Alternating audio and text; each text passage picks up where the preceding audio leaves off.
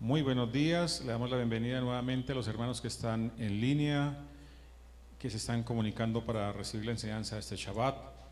Bendiciones para ellos y bienvenido More Heriberto. Gracias, mi hermano. Shabbat Shalom, hermanos. Bien, esta parashá consta de un capítulo, el Cántico de Moshe, que tiene cosas muy interesantes, como es costumbre la Torah.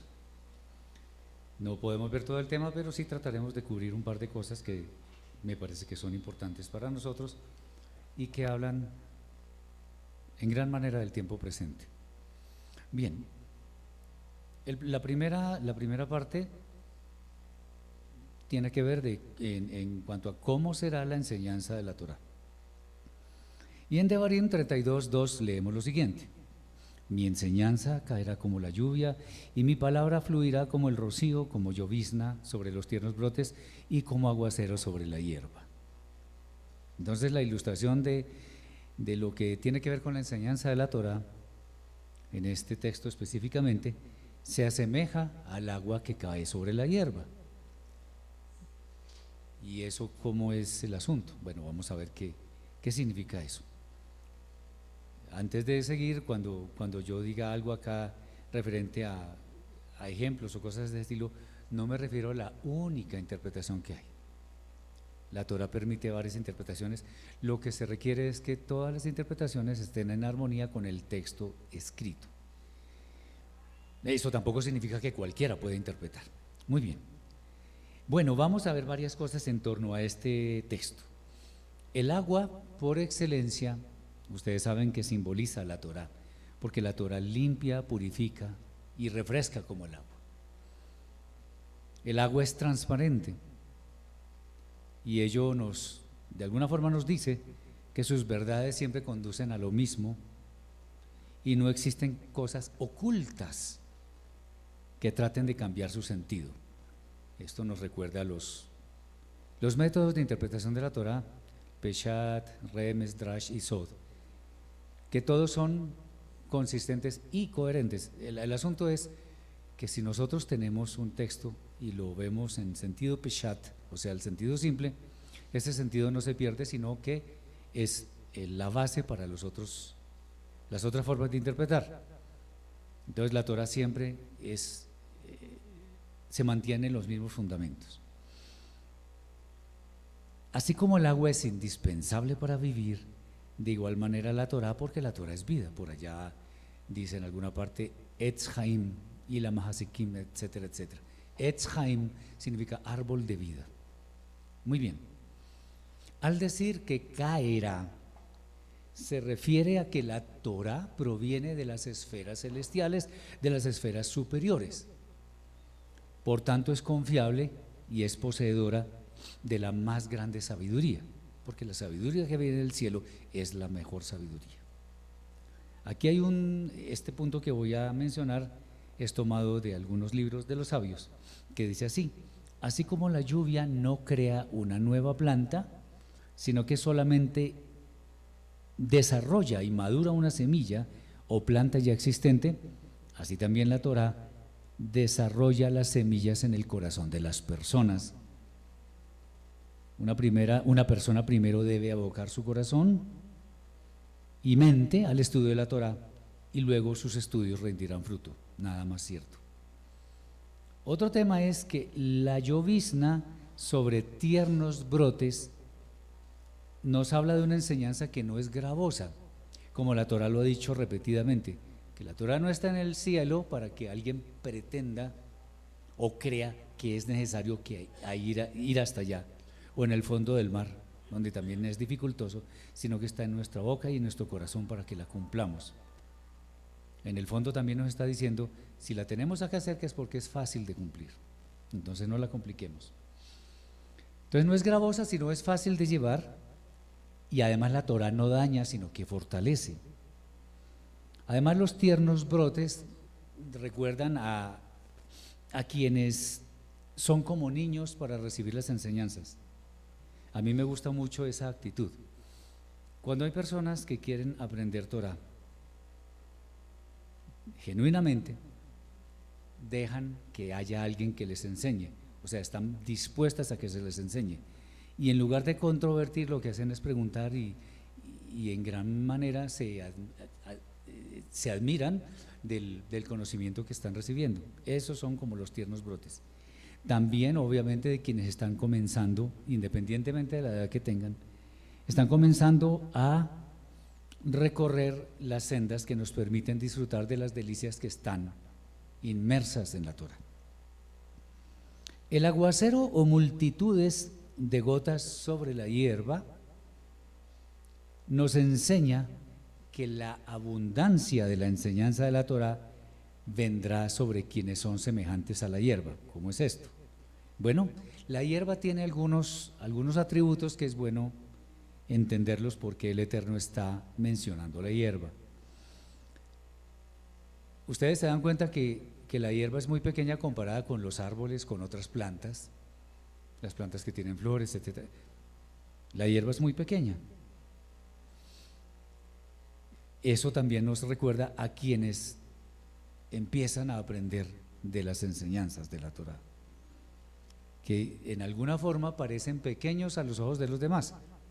Entonces, una persona que sinceramente quiere aprender Torá, pues todo lo que diga la Torá le parece bello, le parece admirable, le parece novedoso incluso, y hay otras personas que simplemente las ignoran o las desechan, incluso les profieren cierto tipo de palabras desobligantes que no tienen nada que ver con lo que el Eterno quiere.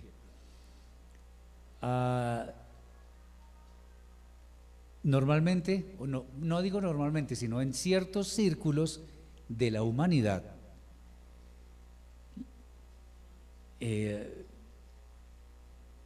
muchas personas tratan de pisotear este conocimiento. Recordemos, la hierba uno va pasando y pasa por encima de ella, la pisotea, a veces en forma, entre comillas, considerada. Por ejemplo, hay personas que se quitan los zapatos o algo así. Esto es algo mío, muy mío, ¿no? Si les parece bien lo pueden adoptar o no. Yo trato de que si voy por una acera y hay un jardín o simplemente hay algo que no tiene cerca, pero tiene pasto, yo trato de no pisar el pasto y no hago el ángulo recto, no paso por encima. Digamos, es como por respeto. Digo, eso es muy mío, pero me acordaba de eso en este momento. Es pisoteada. Entonces, muchas personas que hemos tratado de seguir lo que la Torá nos dice, nos desechan. A mí personalmente maldecido muchas veces, me han dicho que ya perdí mi salvación y que me voy a condenar no sé cuántas veces. En fin, eso lo dicen, y obviamente no solamente a mí, a muchos de ustedes seguramente.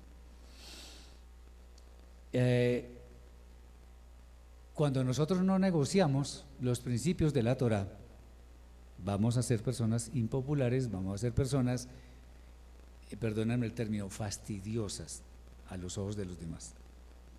Bien, obviamente no tanto porque estemos pendientes de juzgar, sino simplemente porque queremos adoptar esto como nuestra forma de vida. También nos consideran como anticuados porque eso ya no está vigente. Pues si no está vigente, entonces no está vigente no robar, no cometer adulterio, no asesinar. Entonces, bien, es humilde la hierba porque de ninguna manera uno podría imaginarse que reclame algún sitial de honor entre las demás plantas. No, el pasto está por muchísimas partes y simplemente está ahí, no está pretendiendo hacerse notar. Eso es análogo a quienes hemos decidido seguir el tema de la Torá, sus raíces hebreas. Ahora, cuando lo hacemos de verdad de corazón, cuando lo hacemos porque queremos agradar al Eterno, bueno, si es que se puede, ese tipo de personas es humilde, porque yo he visto y de verdad valoro muchísimo eso. Conozco pastores cristianos que cuando escuchan esto, la Torá, independientemente de que ya no obtengan más diezmos, ya la gente los desecha y todas esas cosas, se ponen a los pies del Eterno para aprender Torah. Eso es humildad. Entonces, quien realmente quiere la Torah es alguien que no pretende ni pisotear a los demás, ni arrollarlos, ni ser el que está arriba, no, es alguien más, así como la hierba. La hierba crece normalmente muy parejita, a veces crece mucho, pero porque no la cortan o esto, pero normalmente crece pareja. No hay ninguna que como que pretenda alzarse sobre los demás, sino simplemente todo es igual. Hay algo interesante, y esto es de las partes que más me gusta de la hierba. Yo no sé si se han dado cuenta, se han puesto a analizar, que a pesar de que la hierba sea pisoteada, entonces la pisa alguien, pero vuelve a su posición inicial. ¿No se han dado cuenta? Bien, interesante. Vuelve a su posición original. Esto también nos muestra a que todas las personas que sigan o que sigamos la Torah como nuestra forma de vida, no vamos a ser defraudados y siempre nos vamos a levantar ante las adversidades, sin importar que haya alguien que trate de pisotearnos. Esto nos trae a la memoria un texto bellísimo que dice: porque 7 veces cae el justo y vuelve a levantarse. También muchas son las aflicciones del justo, pero de todas ellas le librará el Eterno. Otra característica especial, la hierba, este también me gusta mucho. La hierba muchísimas, incontables veces es testigo de la tala de árboles. Hay árboles que son gigantescos, se levantan, por decirlo así, orgullosos, son inmensos y los cortan. Esto es interesante porque también nos trae a colación un texto de la Escritura, donde dice que Elohim resiste a los soberbios y da gracia a los humildes. O sea, pueden talar todos los árboles y la hierba ahí, inclusive un árbol le puede caer encima. Una vez quiten el árbol, otra vez la hierba se levanta. Entonces, esta es una ilustración que nos permite ver de alguna forma muy gráfica el tema de cómo va a ser la enseñanza de la Torah. Digo va a ser, si nos paramos en la época de Moshe, va a proyectarse hacia el futuro. Nosotros somos parte de ese futuro. No solamente tiene que ver con el futuro en cuanto al tiempo, sino en cuanto a las generaciones. Moshe le está hablando al pueblo, pero eso no solamente aplica a todo Israel que estaba parado allí escuchando el discurso de Moshe, sino que aplica a todas las demás generaciones. ¿Por qué? Porque el Eterno le plació poner al alcance de todos las delicias que están en la Torah. Eso no se refiere únicamente a un lugar específico o a una congregación específica, no, la Torah está disponible para todos, y eso es algo que nosotros estamos disfrutando en este momento. Algunas veces yo trato de poner algunos textos que sean pertinentes y que son relacionados con la parashá, aunque pertenecen a otras lecturas. Hay una que encontré muy hermosa acá, en Yehezkel capítulo 36, versículos 25 al 27. Dice así: y rociaré agua clara sobre vosotros, y seréis limpios de todas vuestras impurezas, y de todos vuestros ídolos os limpiaré. Y rociaré agua clara sobre vosotros, os daré también un nuevo corazón, y os infundiré un nuevo espíritu, y quitaré de vuestra carne el corazón de piedra, y os daré un corazón de carne. Y pondré mi espíritu en vosotros, y haré que andéis en mis preceptos, y guardéis mis ordenanzas, y las cumpláis. Qué bonito, porque el tema de que el Eterno esté rociando agua, o sea, su Torah de vida, no es solamente para que aprendamos y tengamos mucho conocimiento, sino que al adoptarla como forma de vida, vamos a tener muchas bendiciones. ¿Alguna pregunta? ¿Alguna? Sí, mi hermana. Ya, ahí va. que golpee como lluvia mi enseñanza tiene también que ver con lo que la Rúa hace ahora, que está golpeando con su lluvia de la enseñanza. O sea, realmente se aprende más del cielo que de la tierra, que es lo que yo creo que se hace, ¿no? Pues si está uno con una buena relación con el Padre y con la Rúa, ¿no? Entonces, yo pienso que los hombres todos somos infalibles, absolutamente todos. ¿Somos qué? Bien, infalibles, todos. Falibles. Perdón, falibles, qué pena. Totalmente infalibles, sí, Señor, qué pena. Pero el Eterno no. Por eso es que el Eterno utiliza la Rúa para enseñar. Eso era lo que, no sé Ok, si eso sí, tiene no, que no, ver está con bien. lo que pasa hoy en día, ¿no? Digamos, el conocimiento de la Torah, cuando se recibe con humildad, digamos que desencadena la acción de la Ruach HaKodesh para que el creyente no solamente entienda la Torah, sino que la ponga por obra. Pero sí, obviamente todo forma parte de lo mismo. Así es. Bien, hay otro tema, este es básico, es clave que lo entendamos, porque nos quita un poco ciertas telarañas, y perdón por el término, en cuanto a la actitud de muchas personas que creen ser el pueblo escogido. No me refiero al pueblo judío, sino a muchos gentiles que piensan que Israel fue reemplazada y cosas de ese estilo. Entonces, el tema que ha llamado mi atención, que siempre ha llamado mi atención, es lo que está escrito en este cántico, y es el pueblo que llama a celos a Israel. Bien, en el versículo 21 de este capítulo 32 está escrito: con sus vanidades suscitaron mi cólera y mis celos de dioses que no son tales.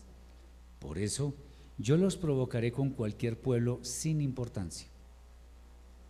Bueno, empezamos por decir que este texto que menciona la Torah, que es concluyente en torno a los propósitos del Eterno, esto nos habla de la famosa Midá Keneged Midá, nos habla de la recompensa justa.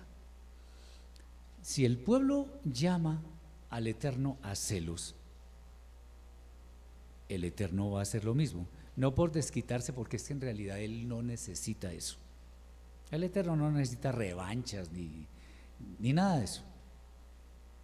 Nosotros somos los que necesitamos del Eterno para entender sus planes. Entonces, cuando Él dice que así como ustedes me llamaron a celos a mí, estamos hablando en términos humanos, yo también los voy a llamar a celos a ustedes para que se den cuenta de cómo es el asunto.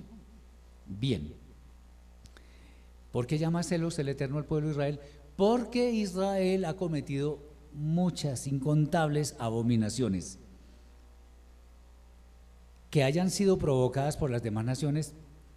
Puede ser en parte, pero hay una cosa que no es excusa para Israel. El Eterno nos dio una cosa que es la libertad, porque somos imagen y semejanza de Él. Por tanto, nosotros podemos utilizar nuestra libertad como se nos antoje, literalmente.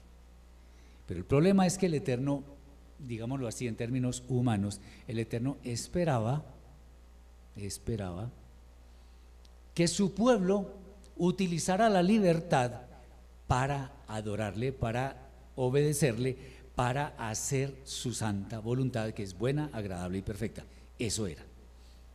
Bueno, pero demostramos lamentablemente todo lo contrario. Malos pensamientos, malas acciones, malas palabras.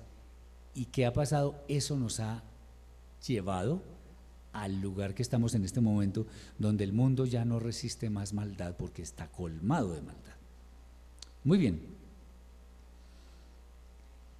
Israel entonces provocó a celos al Eterno, dice allí, con dioses que no son el Eterno, o jueces que no son el Eterno. Entonces, el pueblo llama a celos al Eterno. Midá Keneged Midá, el Eterno llama a celos al pueblo. Vamos a ver cómo es el asunto.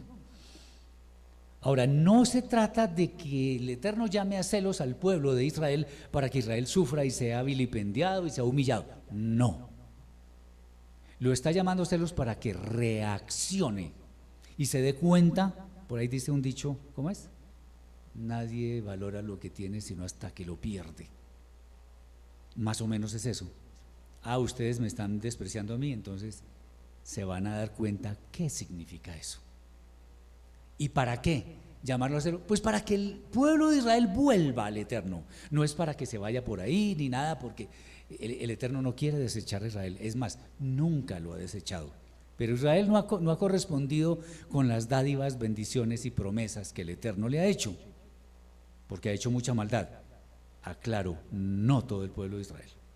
Eso debe ser claro, porque tampoco podemos decir todo el pueblo de Israel, aunque como nación podríamos decir que sí. Bien, ¿cómo se manifiestan los celos a Israel? Bien, hay que tener en cuenta, en primer lugar, que siendo Israel depositaria de los pactos y de las promesas del Eterno, fuera de ese contexto no hay forma de llamarlo celos. O sea, al Eterno Israel no lo llamó a celos por cumplir Torah. Además, la Torah dice que no tendrás otros jueces delante de mí. Entonces, si estamos cumpliendo Torah, no estamos llamando a celos al Eterno, ni más faltaba. Lo verdadero es lo que está fuera de la Torah. Entonces, ¿cómo vamos a desencadenar este tema de los celos? Bueno, lo que no afecte la relación del Eterno con su pueblo no es motivo de celos. Eso es claro, ¿verdad? Lo que no afecte nuestra relación con el Eterno no llama celos. Si el esposo y la esposa se aman y se agradan el uno al otro, pues no hay forma de que haya celos por alguna cosa. Bien. Sin embargo, hay algo interesante. Los celos son despertados justamente respecto de esos privilegios que Israel disfruta en relación con el Eterno. Vamos a ver cómo es el asunto. Antes, digamos, en toda la historia de la humanidad, podemos ver momentos en que Israel estuvo en serios aprietos. Entonces, por ejemplo, los podemos ver en la época de los jueces. El Eterno otorga un juez a Israel, hay paz, pelean contra los enemigos y vencen, muere el juez, el pueblo de Israel se olvida del Eterno y empiezan a hacer cosas que no son propias, como está escrito por allá. En aquel tiempo no había juez en Israel, todo el mundo hacía lo que bien le parecía. Bien, se veían a gatas, porque los demás pueblos los estaban subyugando, y ¿qué hacían? Otra vez clamaba al Eterno. El Eterno, por su misericordia, concedía otro juez, y el ciclo se repetía una y otra vez. Por ahí pasaron Iftach, Shimshon, Débora, en fin, muchos, Ahor. En fin, pasaron muchísimos, pero no hubo alguien que despertara celos a Israel. Israel lo que hacía era tratar de refugiarse en el Eterno para que les fuera concedida una época de paz. Entonces por ahí no es. ¿Cuándo podemos ver eso? Digamos en las cruzadas, en la Inquisición. La verdad, Israel fue muy perseguida, atacada y todo aquello, pero despertar a celos, más bien como que no. Es ahora, más que nunca, cuando podríamos ver muy relevante esta profecía. Ya lo vamos a ver. Israel normalmente estuvo apartada de las demás naciones, que es lo que quería el Eterno, apartada en el sentido de hacer lo que no hacen las demás naciones, porque igual tenían que convivir muchas veces con pueblos extraños. La identidad de Israel se mantuvo. Obvio que hubo una terrible dispersión con aquello de las 10 tribus que se fueron detrás de Rehabam, pero igual ahí sí quedó literalmente el pueblo judío, o sea, la tribu de Judá, más Benjamín, más Leví. Lo que pasa fue que Leví después se fue, Leví estaba entre las 10 tribus, pero se devolvió porque habían quitado el sacerdocio, Jeroboam, entonces se volvió donde Benjamín y Judá, y esos 3 pueblos podría decirse que conforman lo que es el pueblo judío. Bien.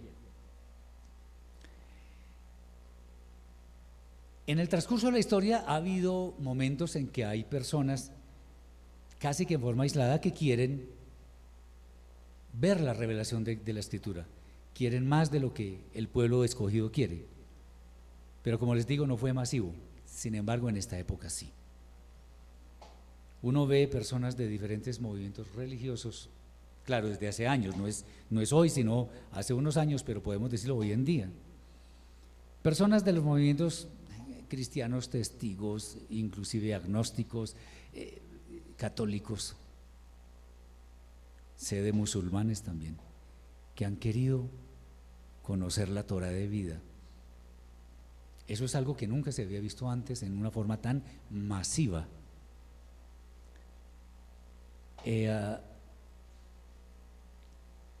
Se nota sed, entonces las personas ya cuestionan. Bueno, pero es que mi pastor dice tal cosa, pero aquí ustedes dicen que tal cosa. Y entonces se le muestra el argumento y se admiran, dicen, uy, pero esto a mí no me habían enseñado esto. Y entonces empiezan a abrazar esta fe, que no es la fe judía, sino la fe de las raíces hebreas de la fe. Bien, fue necesario entonces que transcurriera mucho tiempo después de que el Eterno proclamara esa sentencia sobre el pueblo de Israel. Los decretos del Eterno, tengamos la absoluta seguridad de que siempre se cumplen, absolutamente siempre. Y además en su tiempo. El hecho de que este momento histórico en el cual se está despertando a celos al pueblo de Israel, ya vamos a ver por qué. Israel en este momento es representada específicamente por el pueblo judío, porque todas las tribus no están reunidas. Entonces, esto también de alguna forma nos indica que los tiempos finales de la historia de la humanidad ya llegaron. ¿Cuándo será el final? No lo sabemos, pero sí sabemos que estamos en los tiempos finales. Entonces, nuestra tarea debe ser comprometernos con el Santo, con el Eterno, para que podamos acceder a las moradas eternas. Israel, a pesar de que fue depositario de los pactos y las promesas, grandes milagros y todo aquello que ya conocemos, no ha correspondido fielmente a las expectativas del cielo. Ha existido, por supuesto, un grupo pequeño, un remanente fiel. El problema es que una gran parte del pueblo se ha ido detrás de la idolatría, digamos, en términos generales, ha ido en contra de los designios del Eterno. Entonces, por ejemplo, vamos a ver el suceso del becerro de oro, los pecados de todos los reyes de Israel. Ustedes saben, cuando uno mira Primera y Segunda de Reyes, uno se da cuenta que los reyes de Israel, no los de Judá, sino los de Israel, de ninguno se dice que era bueno, de ninguno. De Judá unos pocos, está Ezequías, está Josías, en fin. Ya ustedes lo deben saber. Bien, está también las quejas del pueblo cuando salió de Misraim. Fíjense ustedes que antes de pasar el Yam Suf, Israel estaba alegando, ay, ¿para qué nos trajo para acá? Mejor que muriéramos. Mire los egipcios ahí está el mar. Y el Eterno dijo, ¿y qué es ese alboroto ahí? Coja su vara, abra el mar y pasen. La solución está adelante, no atrás. Eso es bueno que lo tengamos en cuenta. Bien, muchos eventos más podríamos enumerar en torno al tema de que Israel no ha correspondido fielmente a las demandas del Eterno. El Eterno, por supuesto, no conecta con acciones pecaminosas, y ahí sí no importa quién las realice. Por allá dice el profeta, el alma que pecare, esa morirá. Bueno, tanto judíos como gentiles, mejor dicho, todas las naciones bajo el cielo, hemos establecido un abismo, una brecha, una distancia muy grande con el Eterno por causa de nuestros pecados. ¿Por qué? Porque le hemos seguido el juego a nuestro Yetzer Hará. Ahora, si la Torá y los demás escritos nos dicen a nosotros que somos hijos del Eterno, no podemos usar esa condición para inflarnos, sino al contrario, para ser humildes y hacer lo que tenemos que hacer. Ya vamos a llegar al tema bien en concreto. Entonces, en el tiempo de Moshe, o sea, y posterior a él hubo muchas abominaciones, y por eso el Eterno recalca en esto: yo también los moveré a celos con un pueblo que no es pueblo, los provocaré a ira con una nación insensata. Bien, aquí vamos a empezar a hablar de algunas cosas muy importantes en cuanto a los pueblos que vamos a enumerar. Muchos, aparentemente en forma muy cómoda, se limitan a seguir halajot, costumbres, ordenanzas impuestas por hombres. No vamos a decir que es que todo eso sea malo, pero, porque de hecho los grandes hombres que establecieron halajá lo hicieron con una buena intención de establecer un cerco más grande alrededor de la Torá. Pero es que el Eterno quiere es que no nos salgamos de la Torá, no de otros cercos, sino de la Torá. Lo que acabamos de decir en torno a que el Eterno despertará celos con un pueblo que no es pueblo, eso va a ser pertinente y lo vamos a ver.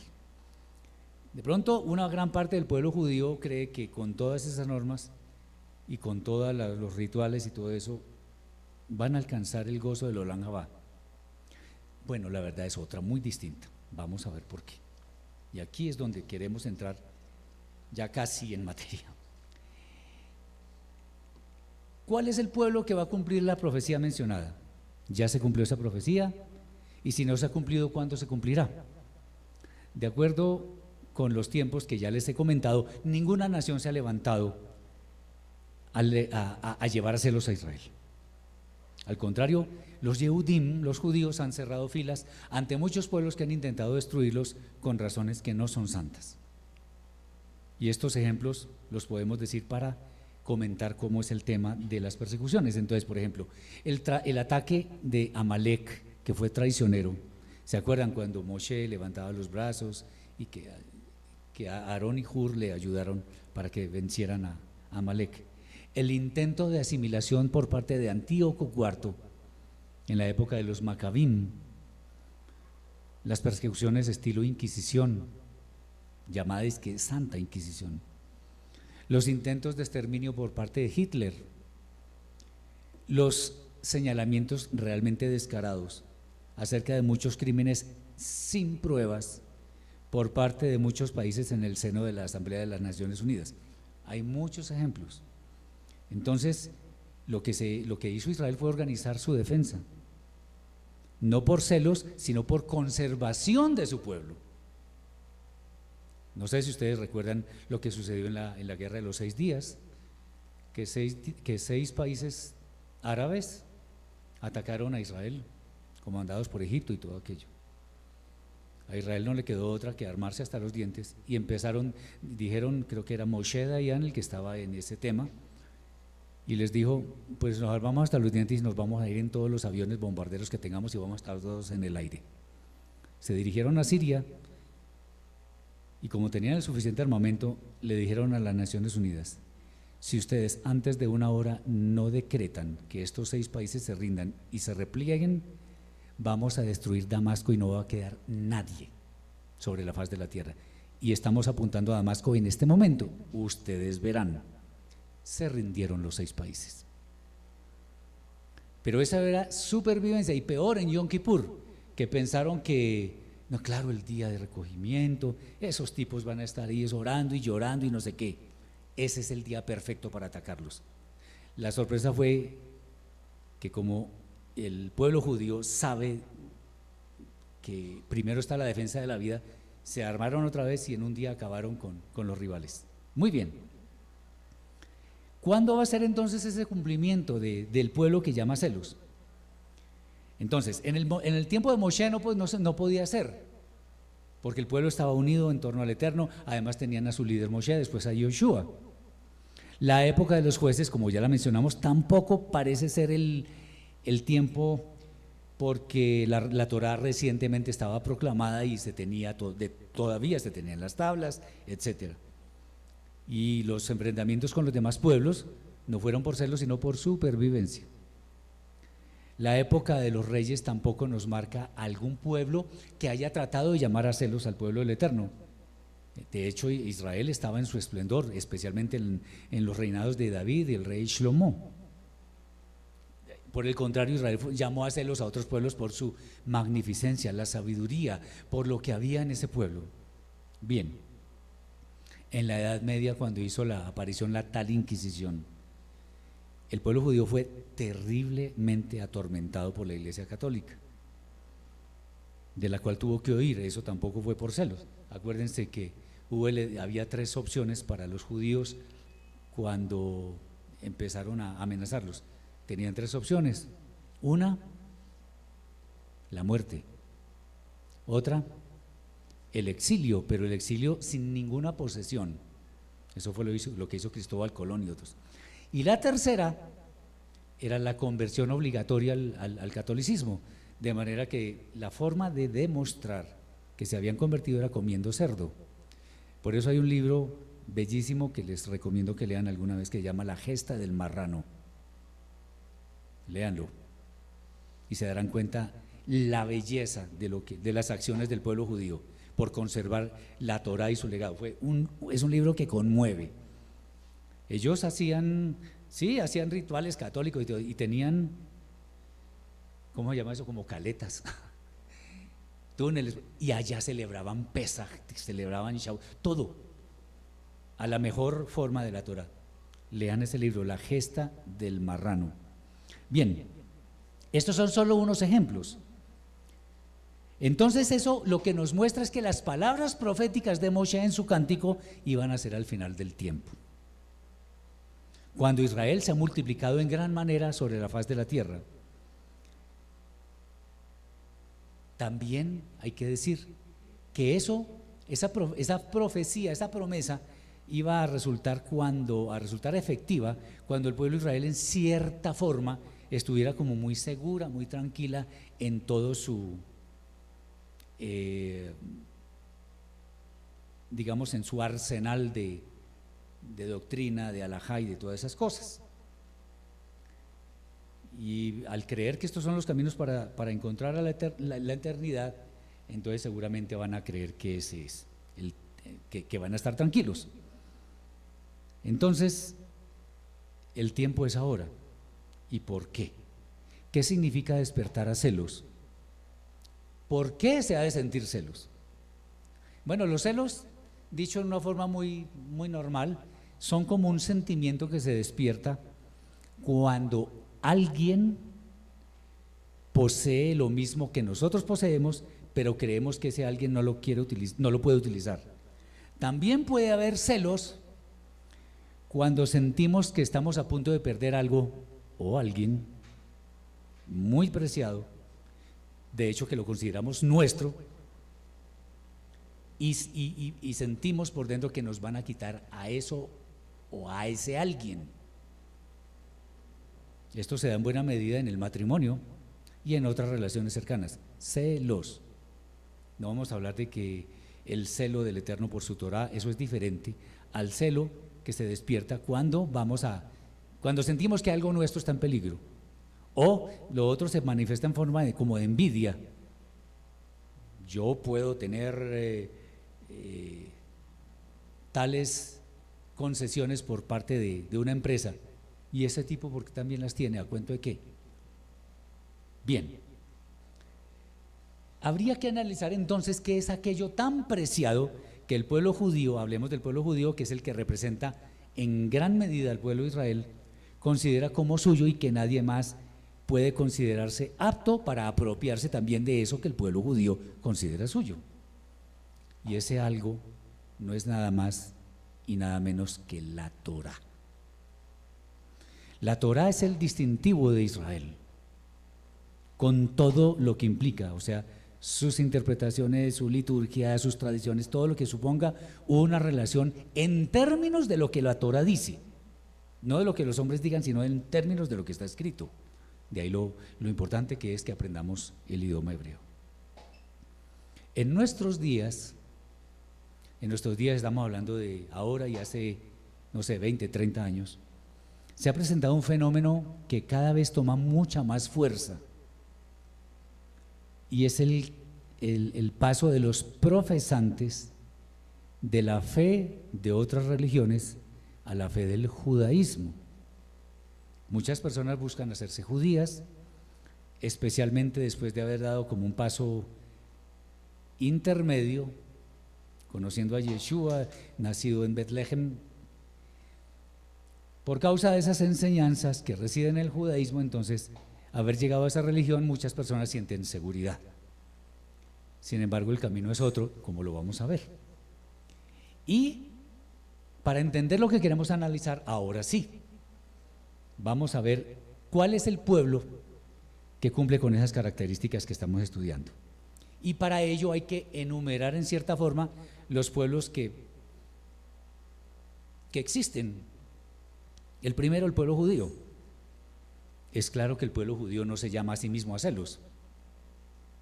Entonces, es más que obvio que el pueblo sin importancia que llama a celos al pueblo judío no es el pueblo judío. Descartado. ¿Está claro hasta ahí? Que el pueblo judío no es el pueblo que llama a celos al pueblo judío. Bien. Otro pueblo, los católicos, cristianos y afines, testigos, adventistas, etc. Durante muchos siglos, el pueblo judío ha casi que repelido cualquier intento de conversión hacia esos movimientos. Yo por lo menos no creo eso de judíos por Jesús. Yo no creo en eso. Cuando un judío cree en Jesús es porque lo único que tendrá el judío será sus ancestros, pero está asimilado. No estoy despreciando ni mucho menos, pero es que el asunto no es por ahí. Cuando es obvio que estos movimientos, como está escrito en la Torah, no la siguen. Entonces, cuando se habla, por ejemplo, de las trinidades, se habla de la divinidad de una persona, en fin, etcétera, etcétera, etcétera. Pues no siguen la Torah, es más, dicen que está abolida. Entonces, estos pueblos tampoco llaman a celos al pueblo judío, lo llaman como a ira, más bien, por idolatría y por muchas cosas. Descartados también. Los musulmanes. Este movimiento ha causado bastantes problemas a Israel. Y si no, fíjense ahora con los palestinos, los árabes, etc. Además, su libro sagrado, el Corán, está en contravía de la Torah en muchas cosas. Eso lo debemos saber. Entonces, esto del movimiento musulmán tampoco llama a celos al pueblo judío, porque el día que el Eterno santificó no fue el viernes, y no hay que, lo que estoy diciendo lo estoy diciendo con respeto, tampoco me estoy burlando ni nada, ni tampoco hay que ir a girar millones de personas alrededor de una caja negra. No, eso no es. Entonces los musulmanes también descartados. Los ateos y similares, no sé si los agnósticos en cierta forma caigan ahí, pero bueno, ellos al carecer de fe en el único, eterno, Elohim todopoderoso, están negando la misma esencia del judaísmo o del pueblo judío, de manera que rápidamente este grupo de personas también se descarta como el pueblo que llama celos al pueblo de Israel. Los nuevos conversos al judaísmo. Cuando estas personas pasan a engrosar las filas del judaísmo, pues se convierten en más de lo mismo, son judíos. Y al ser judíos, pues no están llamando a celos al pueblo judío, sino que están acogiéndolo como el pueblo del Eterno y a veces incluso, a veces no, normalmente, se vuelven casi recalcitrantes con la halajá y esas cosas, cuando el mismo pueblo judío no es tan fanático de sus creencias, sí las sostiene y esto, pero no son tan, voy a decir una palabra que es muy colombiana o yo no sé, muy cositeros. Bien, entonces los nuevos conversos tampoco.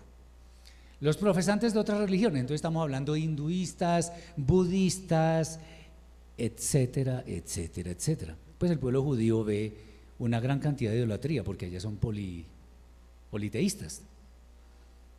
Sí tienen cosas interesantes, pensamientos humanos y todo esto, que el sensei y no sé qué, pero no, es que no.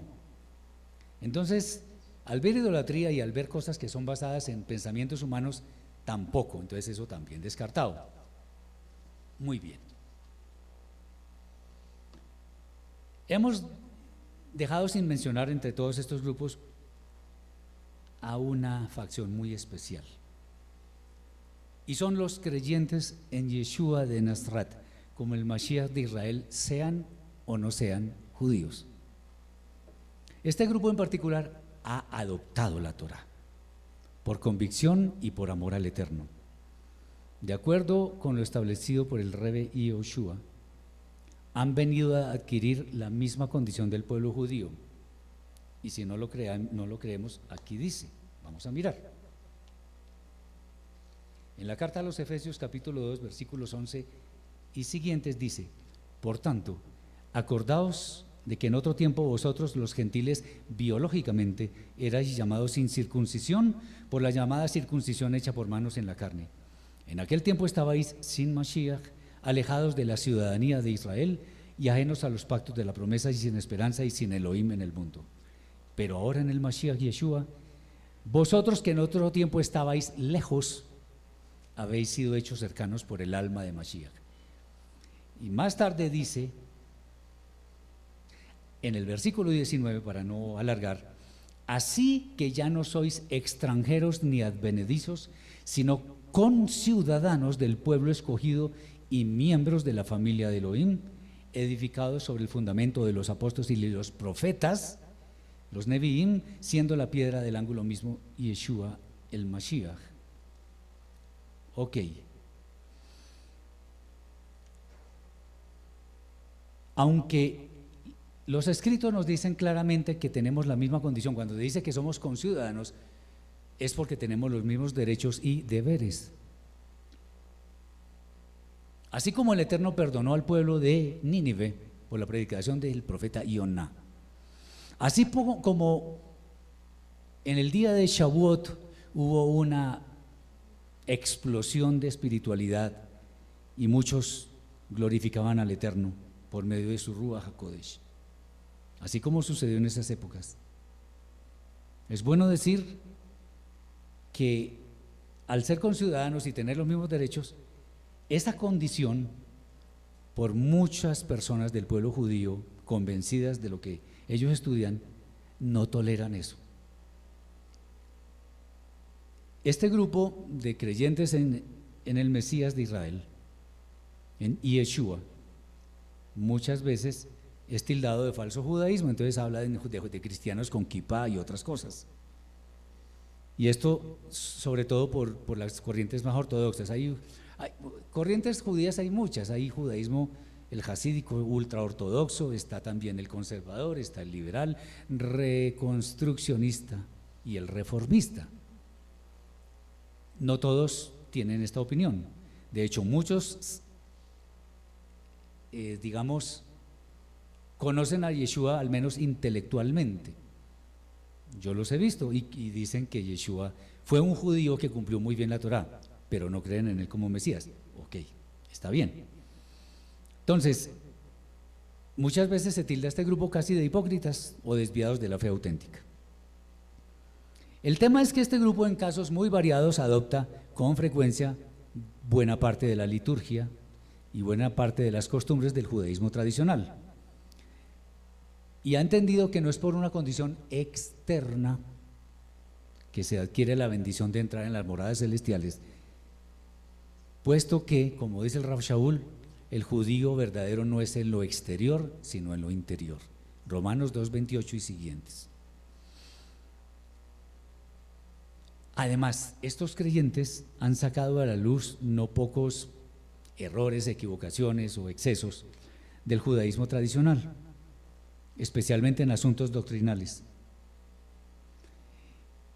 Esto ya es, por decirlo así, la tapa, porque muchos dicen que no hay que salirse de lo que dicen los jajamín, o sea, los sabios. Digamos, independientemente, esto lo hacen con buena intención, pero lo dicen en una forma muy celosa. En alguna forma nosotros hemos podido ver que hay algunos excesos, algunos errores que no podemos nosotros tampoco tolerar. Y por lo tanto, si nosotros aprendemos bien la lengua hebrea, entonces vamos a entender lo que dice el mensaje original. Entonces ese pueblo creyente en Yeshua, o sea, el creyente en el Eterno por medio de Yeshua, que el pueblo escogido considera sin importancia, a veces con actitudes un poco despóticas, ese pueblo sí es candidato a llamar a celos al pueblo judío. No queremos de ninguna manera parecer ni muy críticos ni severos con el pueblo del Eterno, no, sino más bien hablando de hechos y datos concretos que incluso se pueden comprobar muy fácilmente. Obviamente en el grupo de creyentes en Yeshua ha habido mucha proliferación de grupos y doctrinas también equivocadísimas. Sin embargo, la Torah interpretada por el gran maestro de los maestros, cuando él dijo: yo no vine a abrogar la Torah sino a cumplir, él no quiso decir que él venía a cumplir la Torah toda, porque él no la puede cumplir toda, porque hay mandamientos para los sacerdotes, para los reyes, para el pueblo en sí. Entonces él no era todo eso en ese momento. Abrogar y cumplir tiene que ver con interpretar incorrectamente o interpretar correctamente la escritura. Él dio la interpretación correcta, y que se sepa, haciendo un detalle exhaustivo de las palabras del maestro, no hay ninguna fisura, por el contrario, hay descubrimientos interesantes.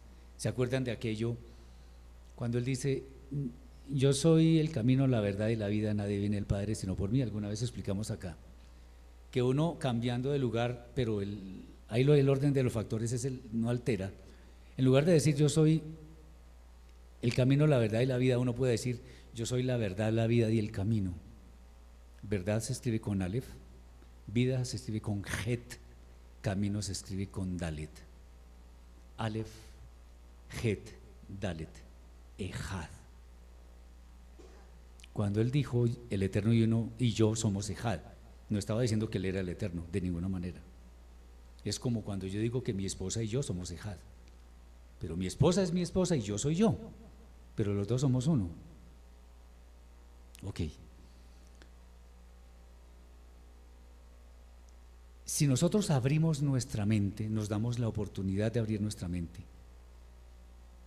Yo estando aquí al frente, yo les puedo decir: no me crean a mí, crean lo que está escrito. Y nos daremos cuenta de cosas bien importantes. Entonces, lo que el grupo de creyentes verdaderos del Eterno por medio de Yeshua está haciendo ahora, ha despertado un enorme celo, porque entonces ahora se habla mucho de esos grupos, que ahora inclusive, déjenme decirles, hubo personas que yo conocí de cerca, que se convencieron del tema del judaísmo y se convirtieron en judíos, despreciando a Yeshua. Antes tenían una buena posición trabajando acá, ya están de vigilantes de un supermercado, cosas de ese estilo. Pero lo digo ¿para qué? Porque inclusive se han tomado la molestia de poner casi que espías, como muchos nos conocen. Ay, ese es fulano de tal que se era, para que nieguen visas. Yo lo sé de buena mano, de buena fuente. Entonces hay un enfrentamiento muy grande. A veces es mejor ir de secular, no, yo voy a dar un paseo a visitar Israel y no decir que yo voy porque soy, en fin. ¿Me entienden lo que les quiero decir? O sea, hasta ese punto llegan el celo. Sí, mi hermana. Pues muy bueno el tema ahí. Solamente quería como decir algo, pues no sé si es válido o no. En el pueblo cristiano, el Eterno les muestra a Jesús, pero el Eterno va sacando del pueblo cristiano para mostrarles a Yeshua, porque si tienes a Jesús inicialmente, pero Yeshua realmente él te va a conducir al Padre. Eso me pasó a mí, porque yo estoy en el pueblo cristiano y de allá me sacó para llevarme hacia este lado, o sea, hacia las raíces hebreas. Yo también estuve. Sí, entonces yo lo que entiendo y lo que puedo decir es que el Eterno escoge los que tiene que sacar en el momento que tiene que sacarlos, ¿sí? ¿Por qué? Yo digo que es simple y llanamente por obediencia, porque yo conozco pastores de 30 años que usted les dice y ellos no van a salir de eso, nunca lo van a hacer. y personas que llevan 30, 40 años en liderazgo y no lo van a hacer. Yo digo, pero ¿por qué no salen? Pero hay otros que sí lo han hecho. Sí, que lo hemos hecho. Y algo que yo sí quería traer a colación, por eso yo pregunté que cuántas personas estaban ahí en el audio, es ver cómo el pueblo judío, que es un pueblo tan bendecido por el Padre, vende conversiones. Yo estoy lela de eso todavía. Sí, pues yo también estuve en eso y me la ofrecieron igual que a todo el mundo. A mí también me ofrecieron Sí, eso. entonces yo no entiendo cómo uno puede creer en cualquier momento que uno puede comprar una conversión O la salvación. por la salvación y porque tú niegues a Yeshua. Y algo que nos pasó, nosotros fuimos la primera vez a Estados Unidos y una esposa de un rabino, cuando yo llegué me dijo, ¿ya le quitaron a Yeshua? Entonces yo me quedé sorprendida. Entonces yo sí dije, luego es que Yeshua es de caucho, ¿cómo se lo zafan a uno que no entiendo? Explíqueme, porque yo no puedo entenderle qué es lo que usted me quiere decir. Eso nos ha pasado tantas cosas, por eso es muy bueno traer la anécdota.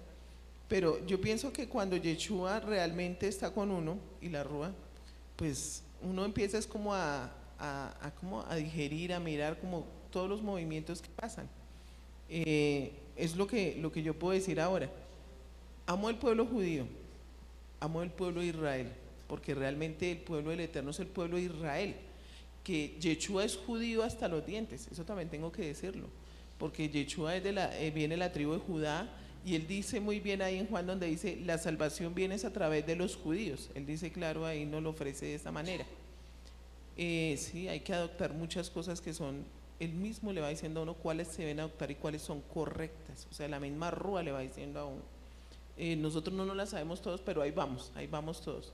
Pero he visto también, y quiero decirlo, cómo el pueblo judío, cuando una persona empieza a subir económicamente, y le pone trabas, y he visto unas cosas impresionantes porque la hemos vivido, a través del control económico y político que ejercen en Colombia, por ejemplo, los judíos, hay unos grupos fuertísimos acá, nosotros lo sabemos, y cómo no pueden entender que estas personas cómo pueden surgir de la nada, ¿sí? Entonces nosotros hemos tenido como toda la clase de enfrentamiento, no solamente ese enfrentamiento religioso, sino también el económico y el político. Es muy bueno vivirlo y empezar a entender que realmente uno debe agarrarse ¿de quién? Del consumador de la fe únicamente, porque Él es el único que abre caminos, es el único que rompe los cerrojos de bronce, Él es el único que realmente tiene palancas. Yo no creo en ninguna palanca hoy acá en la tierra, sino solamente en la del Eterno. Pero sí es muy bueno saber que hay un pueblo que se levanta, que tiene celo y que ora por las demás naciones, porque hay que orar por las demás naciones, entendiendo que nación es cualquier persona que está sentada en cualquier sitio de la tierra, porque cada uno representamos a una nación. Y no más, eso era lo que quería aportar. Ok, muy bien.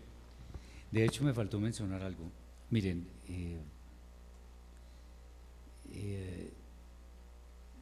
hay dos personas muy conocidas que fueron judíos ultraortodoxos desde pequeñitos, llamados Eitan y Moti, nacidos en Israel de familia ultraortodoxa,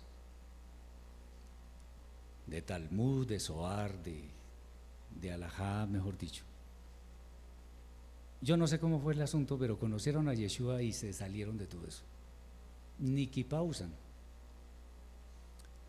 Y son personas que predican a Yeshua con todo el denuedo, incluso son hasta atrevidos porque se van directamente donde están los ortodoxos y predican a Yeshua delante de esos dos ex ultra ortodoxos, porque entendieron eso. Ahora, obviamente eso es un ejemplo. El tema de que estemos en algunos casos diciendo que hay cosas del pueblo judío que no están bien, no porque seamos mejores, porque eso no es así, sino porque el Eterno nos da la luz para mirar. Eso despierta un celo grandísimo. Pero hay que tener en cuenta, lo que nosotros tenemos es que hacer acopio de una gran humildad, porque una persona es grande ante el Eterno en la medida que se humilde. Una persona es grande ante el Eterno en la medida en que tenga misericordia por sus semejantes, pero una persona es grande ante el Eterno cuando lo prefiere a Él antes que a los hombres. Entonces, hay una gran responsabilidad de nuestra parte. Yo no estoy diciendo somos los escogidos, no, pero sí lo puedo decir sin ningún asomo de vergüenza, somos parte de un plan profético, no para dañar a nadie, sino para que la luz del Eterno resplandezca en las vidas de todos. Nunca olvidemos la parábola del hijo pródigo. Nunca se me olvida que fue la primera enseñanza que yo di acá. El que se va no vuelve donde el hermano mayor, sino donde el Eterno, donde el Padre. No es que esté ignorándolo, sino que tiene las prioridades correctas. Nosotros debemos mirar hacia el Eterno. Si nosotros miramos hacia los lados, vamos a tener problemas porque nos van a decepcionar. Si miramos para arriba, nunca nos van a decepcionar, el Eterno nunca. Sí, hermana. Gracias, hermano. Que personalmente me he dado cuenta de personas que son amigos de nosotros o pastores que antes que nos visitaban o que teníamos una buena amistad, si es entre comillas, ellos al darse cuenta de nosotros ahora la condición, entonces ya no nos dicen como antes, hermanos para allá o para acá, sino que ya esa parte, o sea, ya no nos tienen en cuenta. Y pues igual a nosotros lo que nos interesa es estar bien delante del Eterno y en plena humildad de corazón, pues eso es lo que… Porque ya seguro pasarán a decir como los separados, como decían antiguamente los católicos con los cristianos, decían los hermanos separados. Y ahora entonces… Los raros. Eso, sí. Sí. Entonces, miren, el hecho que estemos diciendo esto no es para ensalzarnos, no de ninguna manera, no. Lo que queremos es simplemente hacer énfasis en lo que el Eterno está dando a nuestras vidas. Amamos de verdad entrañablemente al pueblo judío y no queremos en ninguna manera decir que es que todo lo que hacen está malo. No. Sí, mi hermano. Pues yo particularmente, yo sí, personalmente, yo llevo estudiando la halajá hace más de 3, 4, 5 años y desafortunadamente se ha vivido o se ha visto hoy en día que se ha perdido el rumbo, porque la halajá fue creada con un propósito y desafortunadamente hoy en día se está viviendo otro propósito. Entonces, cuando uno vive la halajá, o sea, en todo lo que yo la he estudiado, para mí personalmente, la he visto como algo que me ha ayudado más de ahí para atrás que lo que yo he vivido en la halajá, sin halajá. Entonces yo digo, no, pues la halajá realmente es algo, un instrumento que yo puedo creer en la halajá, pero todo va a ser en mis hechos y en mis obras. Puedo creer en Yeshua, pero todo va a ser en mis hechos y en mis obras.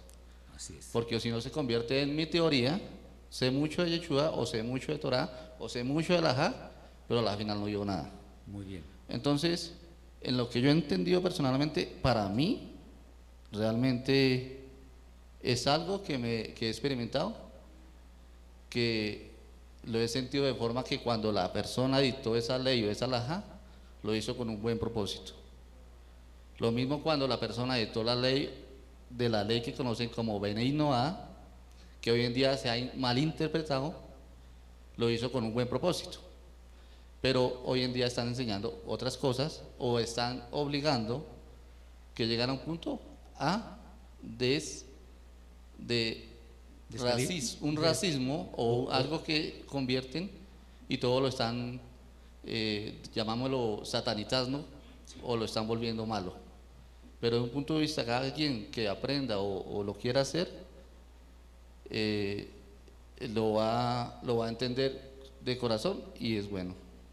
Okay. Es lo que yo pienso. No, está muy bien y gracias por ese aporte. Yo también estudié halajá más de 10 años. El asunto es que cada uno debe actuar de acuerdo con lo que el Eterno está estableciendo, independientemente de que haya normas halágicas, siempre y cuando sean armónicas con el texto escrito. Si hay una halajá que contradice algo de la Torá, yo simplemente la desecho, sin preguntar. Pero si está en armonía con el texto, bienvenida sea. Para mí, como bien lo dice mi hermano, porque yo no le puedo imponer halajá a nadie. Eso es personal, es una relación con el Eterno. Pero digamos, lo digo con todo el respeto, nuestro manual de vida es la Torá escrita, de ahí parte todo. Lo demás ya viene, hay que examinarlo con una lupa, no porque sea malo, sino porque hay que entenderlo adecuadamente, porque según lo que dice usted, y estoy totalmente de acuerdo, también se ha desvirtuado y se ha tomado otro camino que que muestra que la gente también está como satanizando, y en eso también estoy de acuerdo. Sí, porque digamos, si uno va al Talmud, uno se va a dar de cuenta que muchas cosas fueron hechas para esa época. Para esa época. Ya hoy en día no tenemos muchas cosas que no nos funciona ni sirve. O sea, a esta época, si vamos a mirar, nosotros como personas del común no tenemos sino 167 mandamientos de 613. O sea, a la final no es nada. Si lo llevamos a 613, pues vamos a decir, uy, eso es mucho. No, son 167, que no es mucho, pero nosotros los estamos es como volviendo una carga. Lo que decía, cuando uno vuelve alguna carga, pues realmente se le vuelve una carga. Sí, yo alguna vez, discúlpeme, yo alguna vez estuve un poco desocupado, o tenía tiempito. Me puse a ver un poco de lo que es el Shulchan Aruch detallado. Y la verdad sí me puso a pensar un poco, porque entonces hablaba de que para hacer kosher algún tiesto, alguna olla o lo que sea, entonces hablaban de una temperatura que mantenerlo no sé cuánto, mantenerlo, o sea, esas son normas que son pesadas. Pero cuando se habla de la halajá en forma general, ya es diferente. Pero bueno, esos son temas que siempre nuestra relación con el Eterno es personal, personal. Yo no puedo decirle a alguien, usted está haciendo mal, no, porque entonces estoy imponiendo cosas que de pronto están mal.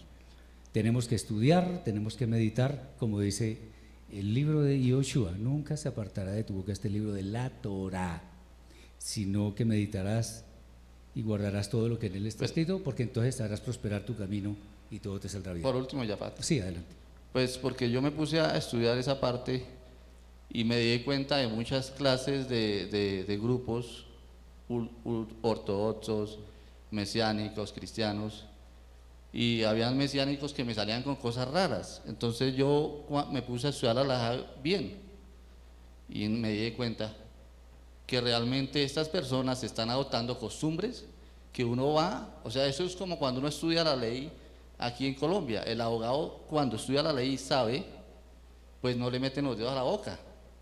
Eso me pasó a mí, dije, esta persona porque está haciendo esto y dice que toca hacerlo, pero la halajá a la final me está diciendo que haga esto sencillo, el Shabbat haga esto sencillo, pero la gente se va más allá porque no sabe la ley. Sí, así es. Y el otro ortodoxo viene y me dice esto, pero tampoco algo me está aclarando a mí, o sea, a mí me sirve como una guía, porque el otro está haciendo algo que dice que toca hacerlo en el cristianismo o en el mesianismo, pero yo miré la halajá y dije, eso es más sencillo que cualquier cosa. No, lo que pasa es que nosotros la complicamos. La palabra clave, usted la acaba de decir, es una guía. Correcto, muy bien. Muy bien, mis hermanos, muchas gracias por la atención. Espero que esto haya sido de bendición para todos. Y bueno, ahora vamos a la siguiente etapa. Shabbat Shalom.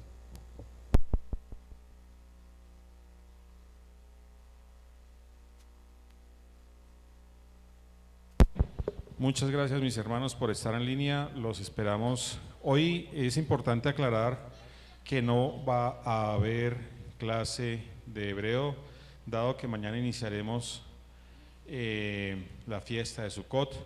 El siguiente Shabbat tampoco va a haber clase de hebreo. Entonces esta semana vamos a tomarnos un receso. Comenzaremos la transmisión nuevamente a las 4:30 para la enseñanza de la tarde. Bendiciones, un abrazo.